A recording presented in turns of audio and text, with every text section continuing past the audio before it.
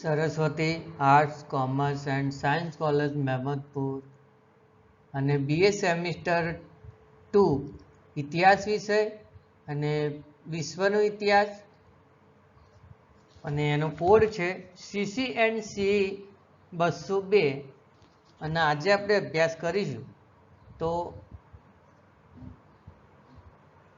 ઔદ્યોગિક ક્રાંતિ એટલે શું અને ઉદ્ભવના કારણો અને ઔદ્યોગિક ક્રાંતિ થયા પછી વિશ્વ પર શું અસર થઈ એનો આપણે આજે અભ્યાસ કરીશું. પ્રથમ જોઈએ તો પ્રસ્તાવના. તો ફ્રેન્ચ ક્રાંતિના વિસ્ફોટે યુરોપને હચમચાવી નાખ્યું હતું અને જ્યારે એને પગલે યુરોપની ધરતી ઉપર લોહિયાળ યુદ્ધો પણ ખેલાયા. ત્યારે બ્રિટનમાં એક બીજી શાંત ક્રાંતિ ચાલી રહી હતી જેણે યુરોપીય સમાજ જીવનના પ્રત્યેક અંગને પ્રભાવિત કર્યું હતું અને યુરોપની કાયાપલટ કરી નાખી. તે હતી તો ઔદ્યોગિક ક્રાંતિ. માનવ ઇતિહાસ પર જે બનાવોની અસર અત્યંત પ્રગાઢ રીતે થઈ છે તેવા બનાવોમાં ઔદ્યોગિક ક્રાંતિને પણ ગણી શકાય. હેનરી લુકાસ નામના વ્યક્તિએ પોતાના પુસ્તકમાં અ શોર્ટ હિસ્ટ્રી ઓફ સિવિલાઇઝેશનમાં નોંધે છે કે આધુનિક ઇતિહાસમાં સૌથી નોંધપાત્ર પરિવર્તન એ વેપાર ઉદ્યોગમાં થયેલી ક્રાંતિ છે જે બ્રિટનમાં 17મી-18મી સદીમાં શરૂ થઈ. 1800 પછી USA અને યુરોપ ખંડમાં ફેલાઈ જ્યાં તેણે સામાજિક અને આર્થિક પરિવર્તનો સર્જ્યા હતા અને ઇતિહાસકારો આ પરિવર્તનોને ઔદ્યોગિક ક્રાંતિ કહે છે. અન્ય ક્રાંતિઓની માફક ઔદ્યોગિક ક્રાંતિએ વિનાશક આંદોલનો નથી સર્જ્યા પરંતુ તે શાંત ક્રાંતિ હતી કારણ કે તે યાંત્રિક ક્રાંતિ હતી છતાં તેનો પ્રભાવ જરા પણ ઓછો ન આંકી શકાય.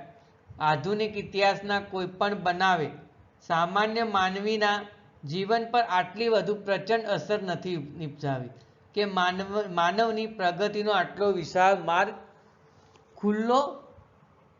ખોલ્યો નથી. માટે જ હેનરી લુકાસ નોંધે છે કે નેપોલિયનની એક વીર સેનાનાયક કાયદાના ઘડવૈયા અને મુત્સદી રાજકારણી તરીકે સિદ્ધિઓ કદાચ લાંબો સમય અનુભવાશે પરંતુ જેમ્સ વોટ દ્વારા થયેલ વરાહયંત્ર એન્જિનની શોધ તો સંભવત વધુ લોકો પર પ્રભાવ પાડીને ભાવિ પેઢીઓની રીતે મહત્વપૂર્ણ બની રહેશે. તો વિદ્યાર્થી મિત્રો, આ ઔદ્યોગિક ક્રાંતિ એટલે શું અને એના ઉદ્ભવના કારણો અને અસરોનો પ્રશ્નની પ્રસ્તાવના હતી. આગળ જોઈએ તો ઔદ્યોગિક ક્રાંતિ એટલે શું અથવા ઔદ્યોગિક ક્રાંતિનો અર્થ પણ એને કહી શકાય.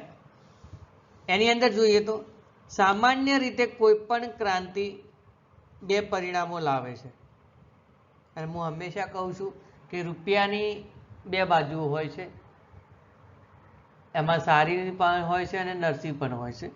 પણ અમુક ક્રાંતિઓ એવી હોય છે કે જે પોઝિટિવ પરિણામ પણ લાવતા હોય છે કારણ કે દરેક ઘટના નુકસાન કે વિનાશ નથી વેરતી હોતી, ક્યારેક અમુક ઘટનાઓ વિકાસ પણ લાવતું હોય છે.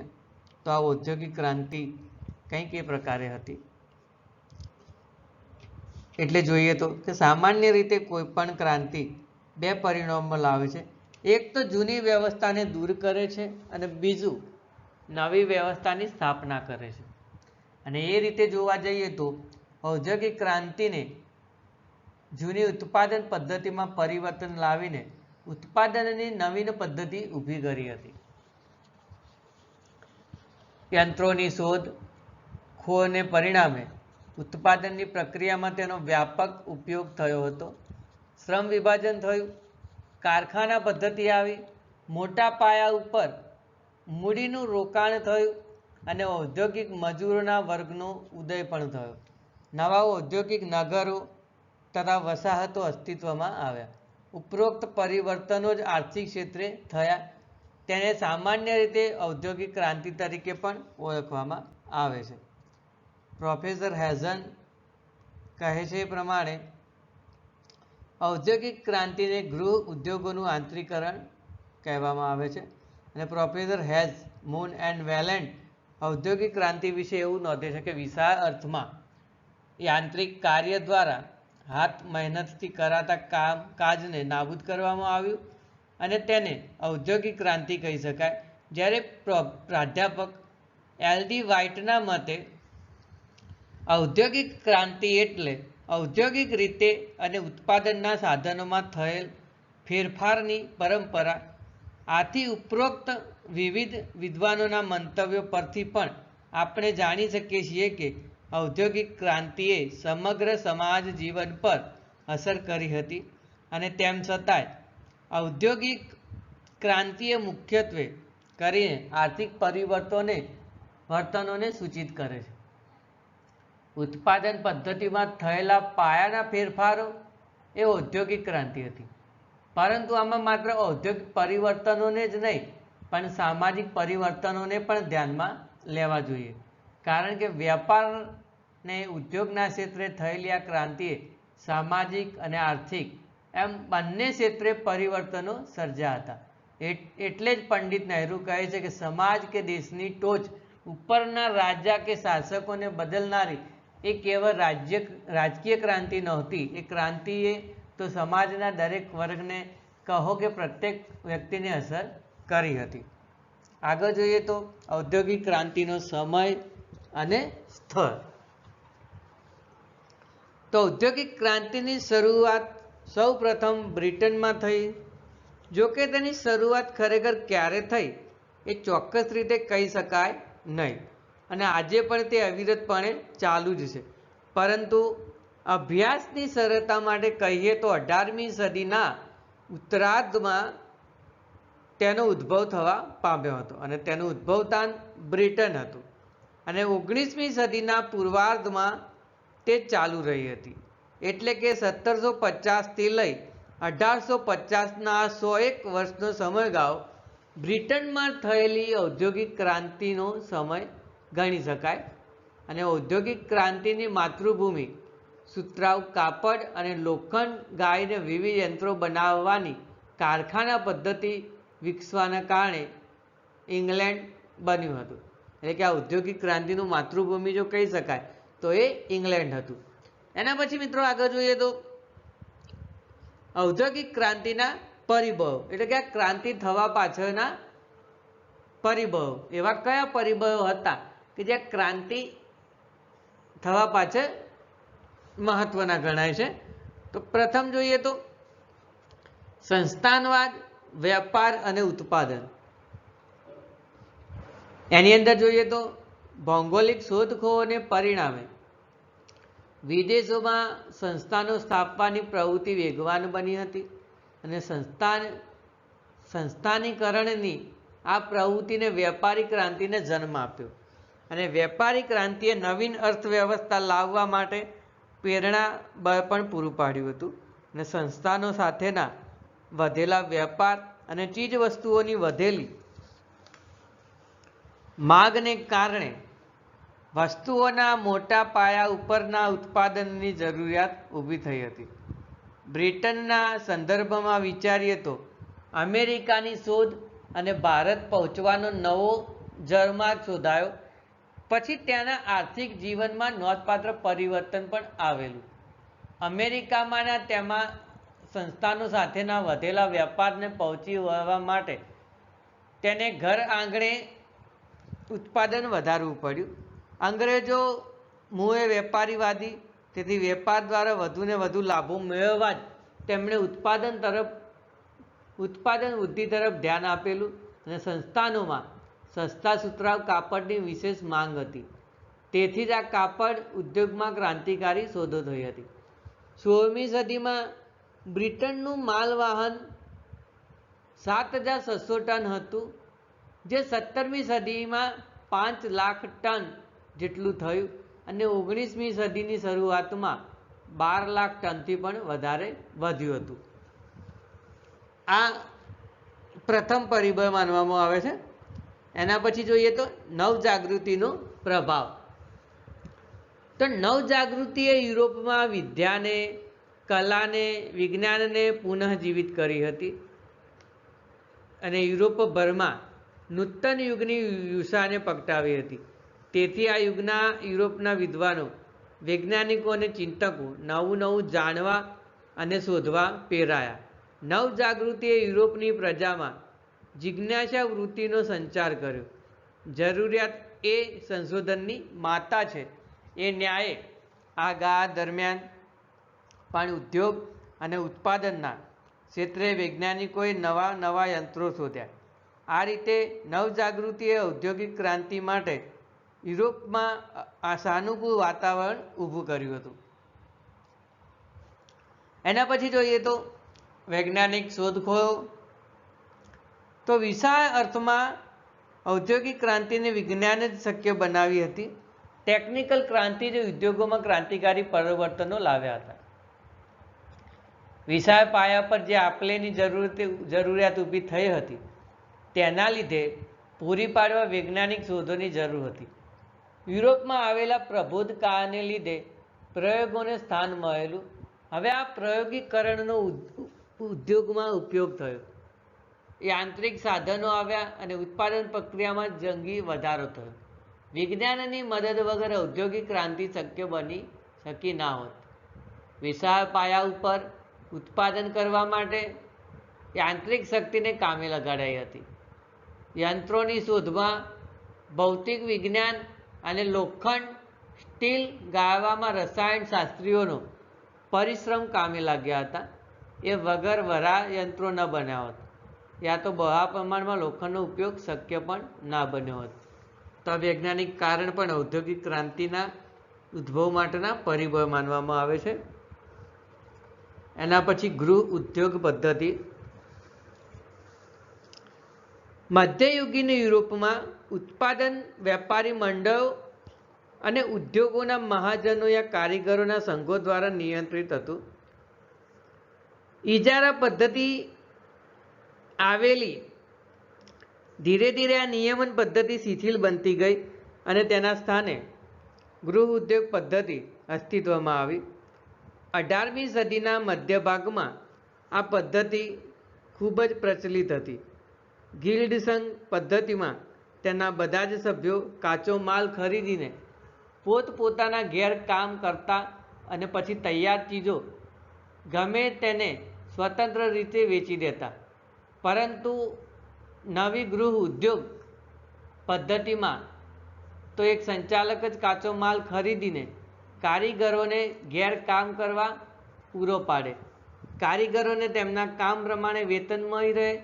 ઉત્પાદનના કામ કરવા કાચો માલ પૂરો પાડે, કારીગરોને તેમના કામ પ્રમાણે વેતન મળી રહે અને ઉત્પાદનના સાધનો પણ મળે.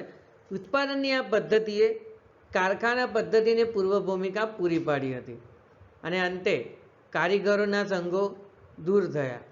ફેક્ટરી પદ્ધતિમાં એક સંચાલનની દેખરેખમાં કારીગરો પોતાના ઘેર કામ કરવાને બદલે કોઈ એક જ સ્થળે કામ માટે મળતા. પછી ધીરે ધીરે યંત્રોના આવિષ્કાર દ્વારા કારખાના પદ્ધતિ આગળ વધી હતી. એના પછી આગળ જોઈએ તો કોલસો, લોખંડનું વિપુલ પ્રમાણમાં ઉત્પાદન.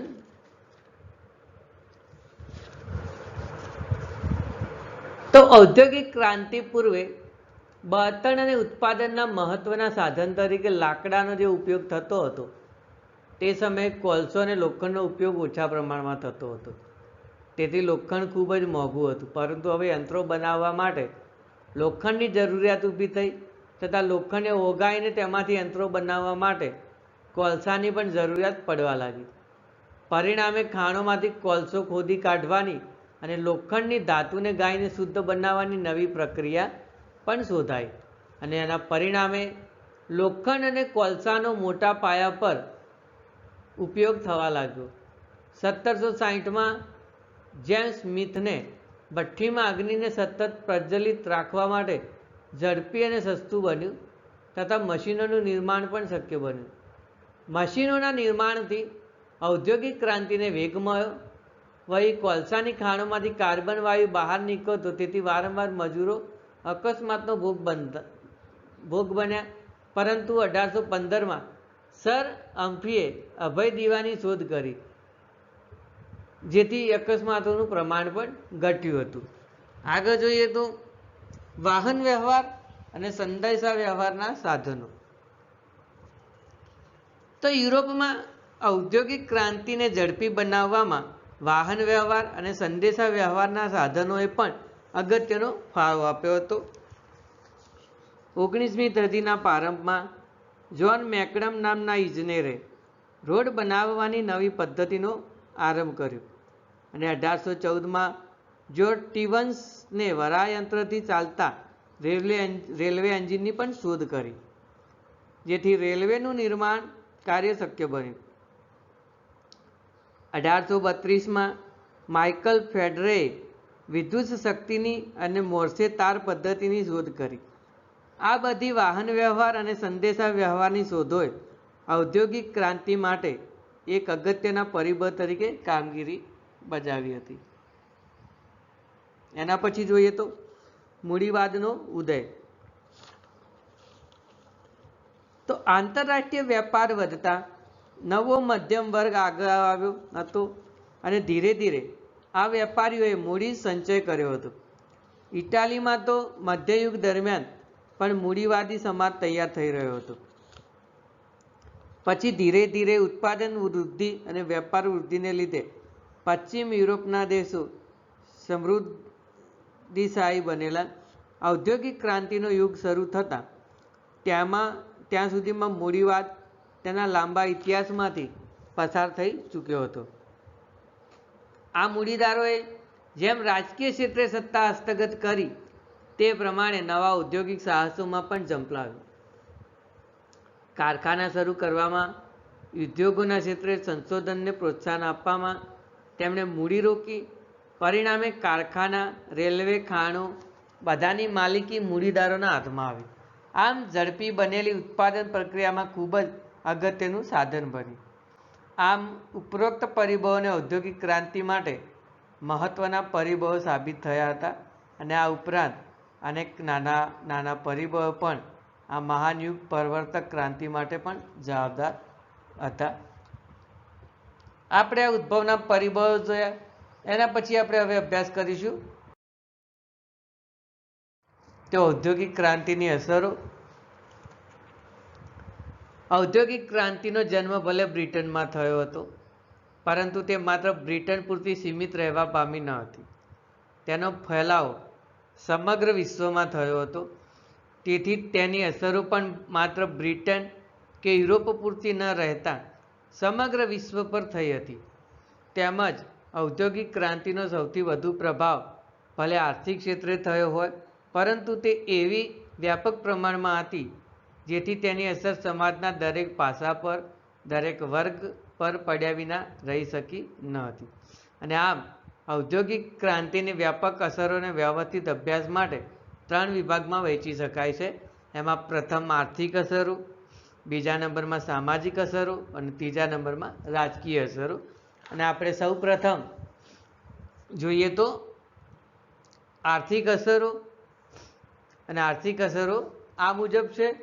અને એમાં પ્રથમ અસર જોઈએ તો ઔદ્યોગિક નગરો એટલે કે શહેરીકરણ.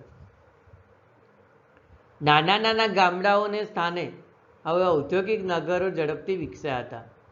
નદીઓના કાંઠે યા વેરાન પ્રદેશોમાં ઝરણાને કાંઠે કારખાના ઊભા થયા હતા. મજૂરોને આ કારખાનાઓ પાસે રહેવું પડતું, એટલે ત્યાંના કારખાના આસપાસ ઔદ્યોગિક વસાહતો ઊભી થઈ હતી. બ્રિટનમાં માન્ચેસ્ટર, લીડ્સ, શેફિલ્ડ, બર્મિંગહામ વગેરે આવી રીતે વિકસ્યા હતા. આ શહેરો વ્યવસ્થિત અને કટંગી રીતે વધ્યા. ગંદા, કદરૂપા અને ગીચ લતાઓ આ નગરોનો વિકાસ આ કારખાના પદ્ધતિને લીધે શક્ય બન્યો હતો. તો આ એની આર્થિક અસરો હતી. એના પછી શ્રમ વિભાજન પદ્ધતિ.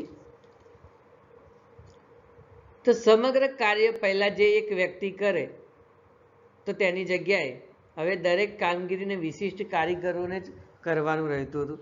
એક જ વસ્તુના જુદા જુદા ભાગો જુદા જુદા કારીગરો બનાવતા. તેથી ઝડપ અને કારીગરોની નિપુણતા પોતાના કામ પૂરતી ખૂબ જ વધતી. જો કે એકનું એક કંટાળાજનક કામ તેને કરવાનું હતું, તેથી કંટાળો અને નિરસતા પણ આવી. તેને સમગ્ર ઉત્પાદનમાં રસ ન રહ્યો. સમગ્ર યોજના સાથે તેને નિષ્ફળ ન હતો. અને આગળ જોઈએ તો કારખાના પદ્ધતિ. તો ઔદ્યોગિક ક્રાંતિનું તાત્કાલિક પરિણામ તે કારખાના પદ્ધતિનો વિકાસ હતો. નવા પ્રચંડ અને જટિલ યંત્રોના ઉપયોગે આ પદ્ધતિને શક્ય બનાવી હતી. અને કારીગરો જે પહેલાં તેમના નાના ઘરોમાં બેસીને ઉદ્યોગો ચલાવતા હતા, ત્યાં માનવ હાથો મુખ્ય હતા. હવે યંત્રો આવ્યા અને માનવ હાથોનું સ્થાન સાધનોએ લીધું. એટલે મોટા પ્રમાણમાં કારીગરો એક જ સમયે કાર્ય માટે આવતા કારખાના અસ્તિત્વમાં આવ્યા. આ નવી પદ્ધતિમાં મૂડીનું પણ કેન્દ્રીકરણ થયું, નિરીક્ષણ શરૂ થયું. આ કાર્ય વહેંચણીના સિદ્ધાંત પણ અમલી બનતા કામ ઝડપી અને કુશળતાપૂર્વક થયું. કામ કરનાર કારીગરોને હવે માત્ર દૈનિક વેતન લેવાનું હતું. મજૂર અને માલિકો વચ્ચેનો વૈયક્તિક સંપર્ક હવે રહ્યો ન હતો. મજૂરો પણ કારખાનાની યાંત્રિક પદ્ધતિનો એક ભાગ બની ગયા હતા. સેંકડો કારખાના યાંત્રિક શક્તિથી શરૂ થયા હતા. એના પછી જોઈએ તો ગૃહ ઉદ્યોગની પડતી. તો ઔદ્યોગિક ક્રાંતિ પૂર્વે ઉત્પાદનની ગૃહ ઉદ્યોગ પદ્ધતિ હતી. શહેરોનો વિકાસ અને સેંકડો કારખાનાઓ વિકસ્યા પછી હાથ કામગીરીનો યુગ આદમી ગયો. કારખાનાનો માલ સસ્તો પડતો, પરિણામે હાથ બનતા મોંઘા માલની ખપત ઘટતા તે ઉદ્યોગો ભાગી પડ્યા. વર્ષો સુધી ખેડૂતોએ ઘર આંગણે ક્રાંતિઓ વણ્યું, પણ કમાણી ઘટતી ગઈ. નાની વાડીઓવાળા ખેડૂતો પણ ટકી શક્યા નહીં. હસ્ત ઉદ્યોગોનું સ્થાન યંત્રોએ લીધું. ગામડામાંથી બેકાર બનેલો વર્ગ શહેરોમાં મજૂરી ખાવા નીકળી પડતો, જેથી ગ્રામજીવન ભાગ્યું. સ્વર્ગસ્થ જવાહરલાલ નહેરુ આ વિશે પોતાના પુસ્તક જગતના ઇતિહાસના સંક્ષિપ્ત રેખાદર્શનમાં નોંધ્યું છે કે ઘર આંગણે કામ કરનાર કારીગરો યંત્રો સાથે સ્પર્ધા કરી શકે એમ નહોતા. એટલે પોતાના જૂના ઉદ્યોગો ધંધા છોડીને જેમને તેઓ ધિક્કારતા તે જ કારખાનામાં મજૂર તરીકે કામગીરી શોધવાની તેમને ફરજ પડી હતી. એના પછી જોઈએ તો ઉત્પાદનમાં વૃદ્ધિ. ઉત્પાદનની પ્રક્રિયામાં ધરમૂળથી ફેરફારો થતા અને યંત્રશક્તિ કામે લગાડતા ઉત્પાદન ખૂબ વધ્યું. ઉત્પાદન ઝડપી બન્યું. કારખાનાનો તૈયાર માલ સસ્તો પડતો. વસ્તુઓના ભાવો ઘટવા લાગ્યા. ઘણી મોજ શોખની દુર્લભ વસ્તુઓ હવે સામાન્ય માનવીની રોજની વપરાશની વસ્તુઓ બની. યુરોપના બજારો તૈયાર માલથી ઉભરાઈ ગયા અને તેની પરદેશોમાં નિકાસ ખૂબ જ વધી. સમૃદ્ધિ આવતા લોકજીવનનું ધોરણ પણ સુધર્યું હતું. મૂડીવાદનો વિકાસ. તો મૂડીવાદ કોઈ આંતરિક ક્રાંતિને જ આગળ જોઈએ તો મૂડીવાદનો વિકાસ. તો મૂડીવાદ કંઈ ઔદ્યોગિક ક્રાંતિની જ પેદાશ નહોતી, પરંતુ તેના વિકાસને તેનાથી વેગ મળ્યો. પ્રચંડ યંત્રો અને ઉદ્યોગવાદના આગમન બાદ મોટા પાયા ઉપર મૂડીરોકાણની જરૂરિયાત ઊભી થઈ. વધુને વધુ નફાકારક મૂડીરોકાણ થતાં મૂડીમાં વધારો થતો ગયો. મૂડીવાદી સમાજમાં વર્ગભેદ ઊભા કર્યા, કારણ કે તે મૂળે જ ધનવાન અને ગરીબોના ભેદો ઉપર ભાર મૂકનારો હતો. નવી અર્થવ્યવસ્થામાં મૂડીદારો વધુને વધુ ધનવાન બનતા ગયા અને ગરીબો વધુને વધુ ગરીબ બનતા ગયા. મૂડીવાદી સમાજ, અર્થવ્યવસ્થા અને રાજનીતિ ઉપર કાબૂ જમાવ્યો. આર્થિક અસમાનતાને તેણે પોષી. આમાંથી જ શોષણવાદ અને સામ્રાજ્યવાદને પ્રોત્સાહન મળ્યું. આ નવો મૂડીવાદ પહેલાંની વેપારવાદી નીતિનો વિરોધી હતો. તેથી ધીરે ધીરે આર્થિક સ્વતંત્રતાનો પણ ઉદય થયો. 19મી સદીની ઉત્તરાર્ધમાં સામ્રાજ્યવાદી પ્રવૃત્તિ વધુ વેગવાન બની. તેથી પાછળના વિવિધ પરિબળોમાં આ નવો ફરી નીકળેલો મૂડીવાદ પણ હતો. તો આ આર્થિક અસર હતી. એના પછી જોઈએ તો યંત્રવાદનો ઉદય. તો ઔદ્યોગિક ક્રાંતિએ ઉત્પાદનનું નવું ધોરણ આપ્યું અને ઉત્પાદનની દરેક પ્રક્રિયામાં માનવ શક્તિને સ્થાને યંત્ર શક્તિ આવી. યંત્રોએ માનવ જીવનના પ્રત્યેક અંગો ઉપર પકડ જમાવી. માનવ આ નવા યંત્રવાદની પકડમાં સંપૂર્ણ રીતે આવી ગયો. સમય અને શક્તિનો યંત્રોએ બચાવ કરીને માનવ હાથોને મોકાશ આપી. નવી નવી વસ્તુઓનો ઉપયોગ સરળ અને સર્વસુલભ બનાવ્યો. વિવિધ ઉદ્યોગોમાં અમાપ વૃદ્ધિ થઈ. ટૂંકમાં યાંત્રિકરણને પરિણામે ઉત્પાદનનું પ્રમાણ બહુ વધી ગયું અને સંપત્તિ મોટા પ્રમાણમાં પેદા થઈ. પરંતુ માનવજાત ઉપર તેની કેટલીક વિપરીત અસરો પણ થઈ, કારણ કે તેના ઉપરનો કાબુ કેટલાક ગણ્યા ગાંઠ્યા માનવોના હાથમાં જ હતો. તેથી અન્ય વર્ગોનું મોટા પાયા પર શોષણ થયું. શ્રી જવાહરલાલ નહેરુ નોંધે છે કે સહકાર, સંગઠન અને નિયમિતતા વગેરે કેટલાક ગુણો એમણે કહેવ્યા છે, પરંતુ સાથે સાથે એમણે કરોડો માનવીઓના જીવન નીરસ અને જડ ઘટમાં તુલ્ય બનાવી મૂક્યા હતા. આગળ જોઈએ તો આંતરિક તેમજ આંતરરાષ્ટ્રીય વેપારમાં વૃદ્ધિ. તો ઔદ્યોગિક ક્રાંતિએ આંતરિક અને આંતરરાષ્ટ્રીય વેપારને ખૂબ જ વેગ આપ્યો. પ્રચંડ યંત્રોએ ઉત્પાદનના ક્ષેત્રે ક્રાંતિ આણેલી. પુષ્કળ ચીજવસ્તુઓ ઉત્પન્ન થવા લાગેલી. શરૂઆતમાં યુરોપના બજારોમાં નવો માલ ખપતો, પણ ધીરે ધીરે બ્રિટન સિવાય અન્ય દેશો પણ ઔદ્યોગિક ક્રાંતિથી બહાર આવ્યા. પરિણામે બધા જ વિદેશોમાં માલ ખપાવવા બજારો શોધવા નીકળ્યા અને પરિણામે દુનિયાભરમાં વેપારી લેવડ દેવડ વધી અને આ પ્રવૃત્તિને મદદરૂપ બને તેવી કેટલીક સગવડો પણ ઊભી થઈ. મુક્ત વેપારને વેગ મળતા મધ્યયુગીન અંકુશો દૂર થયા. નૌકા શક્તિમાં વૃદ્ધિ થઈ. મોટા વાહનો બનવા લાગ્યા ને રસ્તા સુધર્યા. પરિણામે જથ્થાબંધ માલની હેરફેર શક્ય બની. સંદેશા વ્યવહારમાં પ્રગતિ થતાં આપ લેના સોદા સરળ બન્યા. વળી બેન્કો અને વીમા કંપનીઓ દ્વારા પણ પ્રવૃત્તિને પ્રોત્સાહન મળ્યું હતું. તો આ આર્થિક ઔદ્યોગિક ક્રાંતિની અસરોમાં આર્થિક અસરો હતી.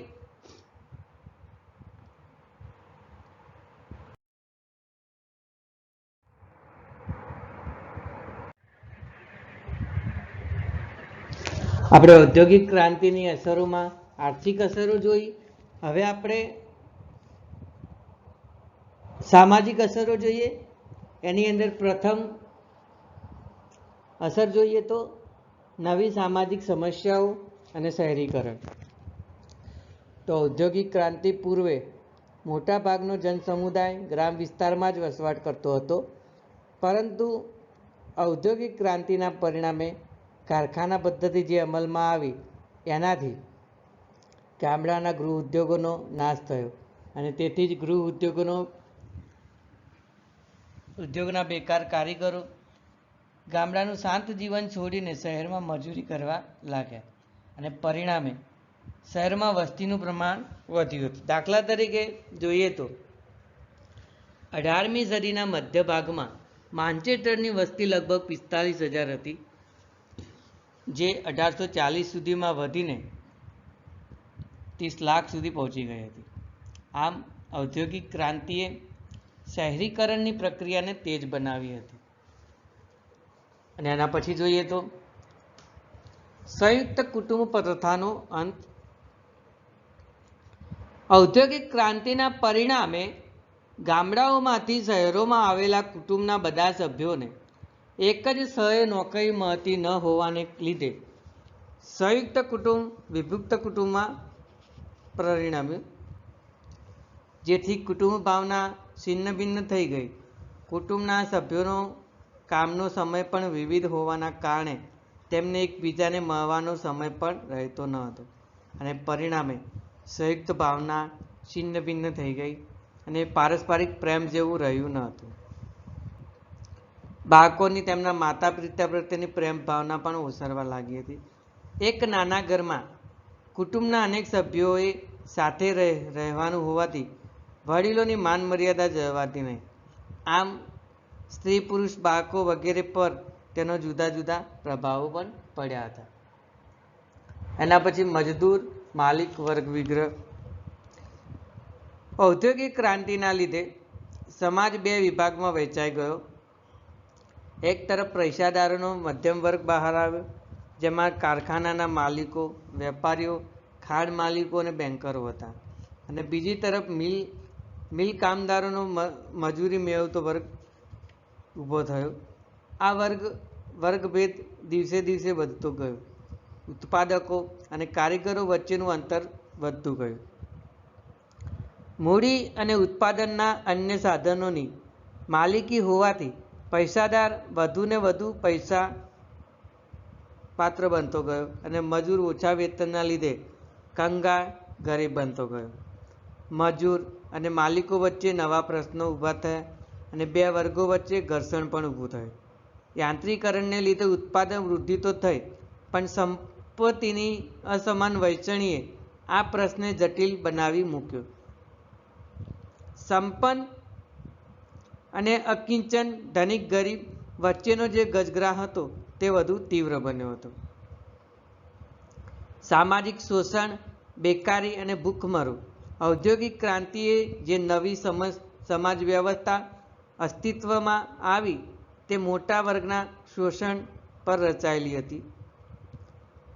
ઘર આંગણાના ઉદ્યોગ ધંધાઓ પડી ભાગતા બેકાર બનેલા.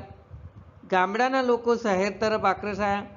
સ્ત્રીઓ, બાળકો, વૃદ્ધો અને કેટલીક જગ્યાએ સમગ્ર પરિવારો પેટ્યું રહેવા નવી ઊભી થયેલી વસાહતો તરફ દોડી તેમનું શોષણ થયું.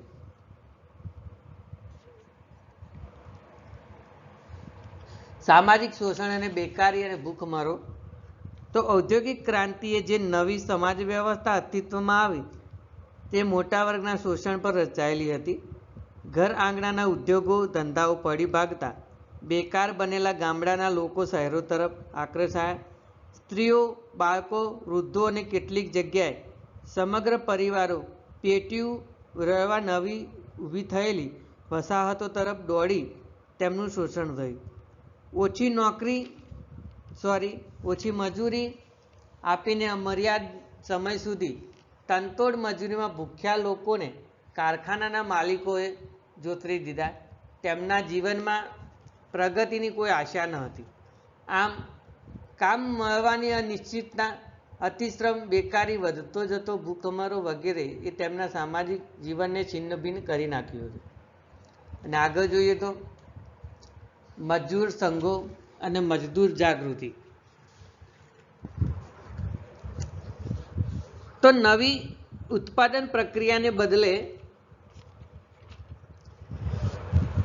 ઊભો થયેલો નવો મજદૂર વર્ગ ધીરે ધીરે પોતાના શોષણ પ્રત્યે સભાન બનતો ગયો અને તેમના શોષણ દ્વારા સમાજના મુઠ્ઠીભર લોકો જે માતબર બની રહ્યા હતા તેનું ભાન તેમને થવા લાગ્યું. અને પરિણામે મજૂર સંગઠનો સ્થપાવા લાગ્યા. પરિણામે મજદૂરોના હિત માટેના સુધારા લાવવા વિવિધ સરકારોને ફરજ પાડી. ઉત્પાદકોના અમર્યાદ શોષણ સામે મજૂરોના રક્ષણ માટે કેટલાક કાયદા પણ પસાર થયા. બ્રિટનમાં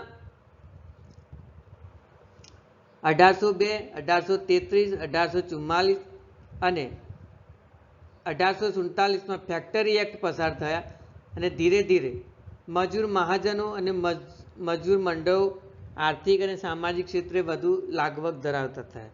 મજૂર વર્ગની ચળવળે સમાજવાદને જન્મ આપ્યો અને વહીવટી તંત્રના ક્ષેત્રે પણ મજૂરો આગળ આવ્યા હતા. તો આ ઔદ્યોગિક ક્રાંતિની સામાજિક અસરો હતી. એના પછી આપણે જોઈશું તો રાજકીય અસરો. અને રાજકીય અસરમાં પ્રથમ સમૃદ્ધ રાજ્યો. તો ઔદ્યોગિક ક્રાંતિના પરિણામ સ્વરૂપ યુરોપના વિવિધ રાજ્યો, અમેરિકા અને જાપાન જેવા રાષ્ટ્રો સમૃદ્ધ બન્યા. યંત્રો અને ઔદ્યોગિક પ્રગતિએ આયાત નિકાસમાં ખૂબ જ વૃદ્ધિ કરી, જેના લીધે સંસ્થાનવાદ અસ્તિત્વમાં આવ્યું. સંસ્થાનો કાચા માલની ખરીદી તથા તૈયાર માલના વેચાણ માટેના મુખ્ય બજારો બન્યા. નવા નવા પ્રભાવ ક્ષેત્રો ઊભા કરવામાં બધા લાગી ગયા હતા અને પરિણામે ઔદ્યોગિક દેશોની સમૃદ્ધિ ખૂબ જ વધી અને સમૃદ્ધ રાજ્યોમાં પોતાની સર્વોપરિતા સિદ્ધ કરવાની હોડ લાગી અને જેના પરિણામો ખૂબ જ ખરાબ આવ્યા હતા. એના પછી જોઈએ તો સામ્રાજ્યવાદનો વિકાસ.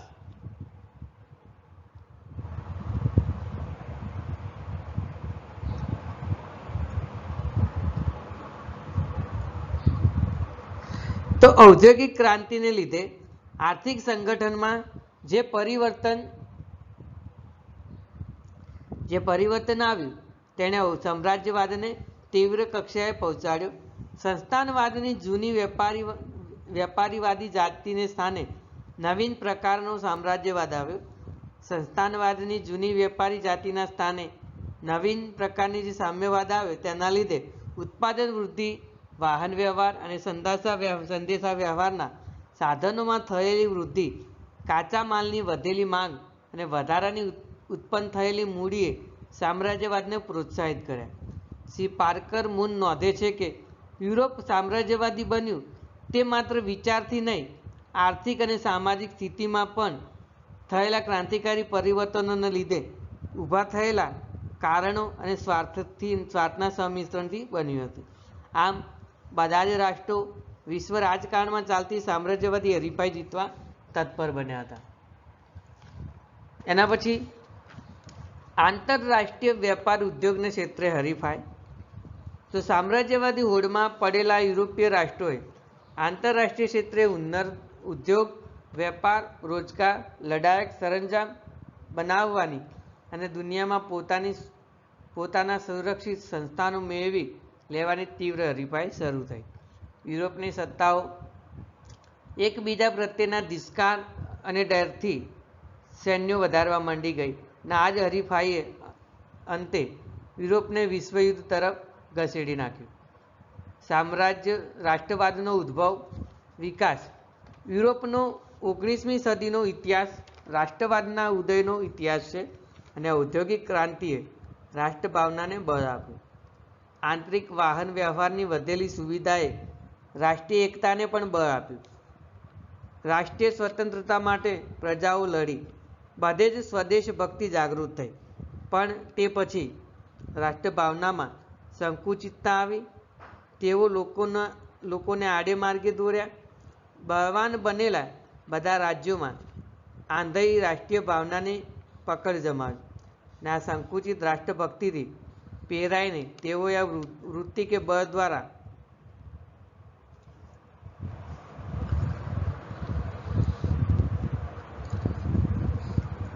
રાષ્ટ્રવાદનો ઉદ્ભવ અને વિકાસ. તો યુરોપનો 19મી સદીના ઇતિહાસ રાષ્ટ્રવાદના ઉદયનો ઇતિહાસ કહેવાય છે અને ઔદ્યોગિક ક્રાંતિએ રાષ્ટ્રભાવનાને બળ આપ્યું. આંતરિક વાહન વ્યવહારની વધેલી સુવિધાએ રાષ્ટ્રીય એકતાને બળ આપ્યું અને રાષ્ટ્રીય સ્વતંત્રતા માટે પ્રજાઓ લડી. બધે જ સ્વદેશ ભક્તિ જાગૃત થઈ. પણ પછી રાષ્ટ્રભાવનામાં સંકુચિતતા આવી. તેઓ લોકોને આડે માર્ગે દોર્યા અને બળવાન બનેલા બધા રાજ્યોમાં આંધળી રાષ્ટ્રીય ભાવનાએ પકડ જમાવી. આ સંકુચિત રાષ્ટ્રભક્તિથી પ્રેરાઈને તેઓએ વૃત્તિ કે બળ દ્વારા દુનિયામાં તેમના પોતાના રાજ્યોનો વિસ્તાર કરવાનો રાજનૈતિક, ધાર્મિક અને આર્થિક ઉત્કર્ષ કરવાનો અધિકાર છે તેવું માનવા લાગ્યા. અને પરિણામ એ આવ્યું કે સંકુચિત રાષ્ટ્રવાદી ભાવના અને અંગત સ્વાર્થવાદથી પ્રેરાઈને જ યુરોપ વિશાળ એશિયાની પીઠ પર સવાર થઈ ગયું હતું. એના પછી છેલ્લો પોઈન્ટ જોઈએ તો નવી રાજકીય વિચારસરણીનો જન્મ. તો ઔદ્યોગિક ક્રાંતિએ જે મૂડીવાદને વેગ આપ્યો હતો અને તેણે રાજકીય ક્ષેત્રે પણ અસર નિપજાવી. શરૂઆતમાં રાજકીય બળો ઉપર પૈસાદારોની પકડ વધવા પામી અને પાર્લામેન્ટમાં ઉમરાવશાહી આવી. અને કારણ મૂડીવાદી વિચારસરણી ધરાવતા રાષ્ટ્રોએ અન્યની દખલ કોઈ પણ ક્ષેત્રે ખપે નહીં, મતાધિકાર મર્યાદિત રખાયો અને સરકારો મૂડીવાદીઓના દોર પ્રમાણે ચાલી. પરંતુ ધીરે ધીરે રાજકીય તખ્તા ઉપર નવી વિચારસરણીઓ આવી અને મૂડીવાદના શોષણ અને અનિષ્ટો સામે સમાજવાદી વિચારો આવ્યા. તે સમયની પરિસ્થિતિએ લોકશાહીની ભાવનાના વિકાસને પણ વેગ આપ્યો. આમ ધીરે ધીરે નવા રાજકીય પ્રવાહો તથા વિચારધારાઓ જોર પકડવા લાગ્યા. તે પણ ઔદ્યોગિક ક્રાંતિની એક દૂરોગામી અસર જ કહી શકાય તેવી હતી. અહીંયા આપણે ઔદ્યોગિક ક્રાંતિના પરિબળો અને ઔદ્યોગિક ક્રાંતિની અસરો, આમાં આર્થિક, સામાજિક અને રાજકીય અસરો આપણે જોઈ ગયા. હવે આપણે છેલ્લો ઉપસંહાર જોઈશું. તો આમ સમગ્ર ઔદ્યોગિક ક્રાંતિના અભ્યાસ પરથી એ જાણવા મળે છે કે ઔદ્યોગિક ક્રાંતિ એ વિશ્વના ઇતિહાસમાં માનવીના જીવન પર વિસ્તૃત અસર કરનારો અગત્યનો એક બનાવ હતો. તેણે સમગ્ર માનવજાતને પલટી નાખી અને તેના લીધે માનવજાતના આર્થિક, રાજકીય, સામાજિક તેમજ ધાર્મિક વિચારો તથા મતોમાં ક્રાંતિકારી પરિવર્તનો આવ્યા. આ સંદર્ભમાં પ્રોફેસર હેસ, મૂન એન્ડ વેલેન્ડે યોગ્ય જ કહ્યું છે કે આધુનિક વિશ્વના ઇતિહાસમાં માનવ જીવન પર આટલી વિસ્તૃત અસર પહોંચાડનાર અને માનવ વિકાસની દ્રષ્ટિએ વિકસાવનાર તેમજ દુઃખ અને અસંતોષની લાગણીમાં કારણભૂત થનાર ઔદ્યોગિક ક્રાંતિ જેવી બીજી કોઈ ઘટના નથી. તો વિદ્યાર્થી મિત્રો, અહીંયા આપણે આ પ્રશ્ન પૂર્ણ કરીએ છીએ. Thank you. આભાર.